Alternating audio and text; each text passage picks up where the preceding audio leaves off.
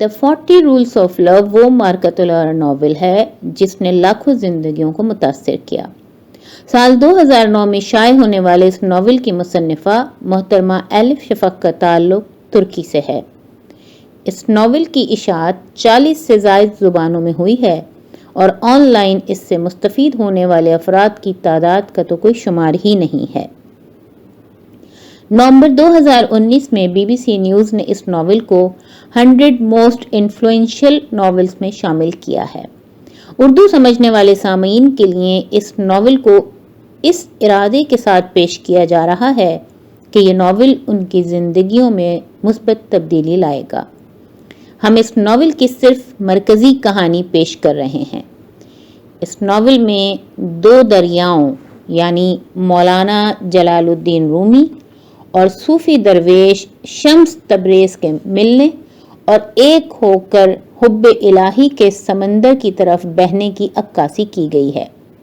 یہ audio series محترمہ ہما انور کے ترجمے 40 چراغ عشق کے سے ماخوذ ہے۔ آواز خالدہ مرتضی کی ہے۔ قسط نمبر 56 شمس دمشق اپریل 1247 عیسوی۔ دمشق میں بہار اپنے جوبن پر تھی اور قونیہ سے میری رخصتی کو 10 مہینے ہو چکے تھے جب سلطان الولد نے مجھے تلاش کر لیا۔ نیلے آسمان تلے میں فرانسس نامی عیسائی راہب کے ہمراہ شطرنج کھیل رہا تھا۔ فرانسس ایسا شخص تھا جس کا اندرونی توازن بآسانی ڈگمگاتا نہ تھا، ایک شخص جو تسلیم و رضا کے معنی سے واقف تھا، اور چونکہ اسلام کا مطلب ہے باطنی سکون جو تسلیم و رضا سے ملتا ہے، میرے نزدیک فرانسس ان لوگوں سے کہیں زیادہ مسلمان تھا جو ایسا دعویٰ کرتے ہیں، کیونکہ یہ 40 اصولوں میں سے ایک ہے۔ راضی برضا رہنے کا مطلب کمزور یا غیر متحرک ہونا نہیں، یہ تقدیر پرستی پر منتج ہوتا ہے، نہ ہی مشروط اطاعت پر۔ یہ بالکل برعکس ہے۔ اصل طاقت تسلیم و رضا میں ہی ہے، وہ طاقت جو ہمارے اپنے اندر سے اٹھتی ہے۔ زندگی کے الوہی جوہر کے سامنے سر تسلیم خم کرنے والے بلا تشویش ابدی سکون سے رہتے ہیں، چاہے ارد گرد کی پوری دنیا ایک کے بعد ایک شورش سے گزر رہی ہو۔ میں نے اپنے وزیر کو آگے بڑھایا تاکہ فرانسس کا بادشاہ اپنی جگہ بدلے۔ تیزی سے اور بہادرانہ فیصلے کے ساتھ اس نے رخ کو حرکت دی۔ مجھے شبہ سا ہونے لگا تھا کہ میں یہ بازی ہار جاؤں گا جب میں نے نگاہ اٹھائی اور سلطان الولد کو اپنے سامنے کھڑا پایا۔ تمہیں دیکھ کر خوشی ہوئی، میں نے کہا، سو آخر کار تم نے میری تلاش کا فیصلہ کر ہی لیا۔ اس نے ایک پشیمان مسکراہٹ سے مجھے دیکھا، پھر وہ یہ جان کر حیران اور افسردہ ہو گیا کہ مجھے اس کی اندرونی کشمکش کی خبر تھی، لیکن چونکہ وہ ایک راست گو شخص تھا اس نے سچائی سے انکار نہیں کیا۔ میں نے آپ کو ڈھونڈنے کے بجائے کچھ وقت ادھر ادھر گھومتے گزارا، لیکن کچھ عرصے بعد میں مزید ایسا نہ کر پایا۔ میں اپنے والد سے مزید جھوٹ بولنے کا متحمل نہ ہو سکا۔ میں دمشق آ گیا اور آپ کی تلاش شروع کی، لیکن آپ کا ملنا آسان نہ تھا۔ تم ایک ایماندار آدمی اور اچھے بیٹے ہو، میں نے کہا۔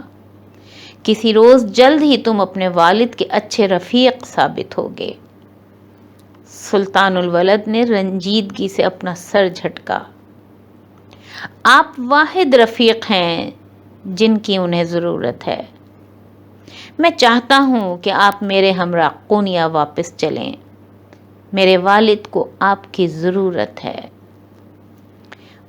اس دعوت کا سن کر میرے ذہن میں کئی باتیں آئیں اور ان میں سے کوئی ایک بھی پہلے واضح نہ تھی۔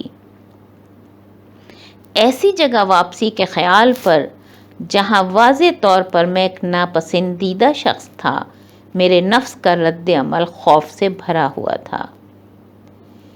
اس کی مت سنو، تم اپنا کام مکمل کر چکے، تمہیں قونیا واپس جانے کی ضرورت نہیں۔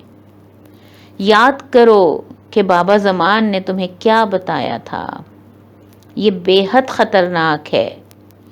اگر تم دوبارہ اس شہر گئے تو پھر کبھی زندہ واپس نہ لوٹ سکو گے۔ میں دنیا کا سفر کرتے رہنا، نئے لوگوں سے ملنا اور نئے شہر دیکھنا چاہتا تھا۔ مجھے دمشق بھی پسند آیا تھا اور اگلے موسم سرما تک میں بآسانی یہاں ٹھہر سکتا تھا۔ کسی نئی جگہ کے سفر سے اکثر اوقات انسان کی روح میں تنہائی اور اداسی کا ایک خوف انگیز احساس بیدار ہونے کا خدشہ ہوتا ہے، لیکن خدا کی ہمراہی میں اپنی تنہائی پر مطمئن اور قانع تھا۔ تاہم میں بخوبی واقف تھا کہ میرا دل قونیا میں تھا۔ مجھے مولانا رومی کی یاد اس قدر ستاتی تھی کہ ان کا نام پکارنا بھی میرے لیے باعث کرب تھا۔ آخرکار اس سے کیا فرق پڑتا تھا کہ میں کس شہر میں رہوں، اگر مولانا رومی میرے ساتھ نہ تھے؟ وہ جہاں کہیں تھے وہی میرا قبلہ تھے۔ میں نے شطرنج کی بساط پر اپنے بادشاہ کو آگے بڑھایا۔ اپنی شہمات کو دیکھ کر فرانسس کی آنکھیں پھیل گئیں، مگر زندگی کی طرح شطرنج میں بھی کچھ چالیں ایسی ہوتی ہیں جو آپ جیت کی خاطر چلتے ہیں، اور کچھ ایسی چالیں ہوتی ہیں جو آپ صرف اس خاطر چلتے ہیں کہ وہی کرنا درست ہوتا ہے۔ خدا را میرے ساتھ چلیے۔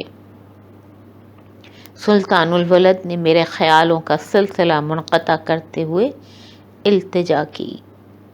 جو لوگ آپ کے متعلق افواہیں پھیلاتے تھے اور آپ سے بدسلوکی کرتے تھے وہ انتہائی شرمندہ ہیں۔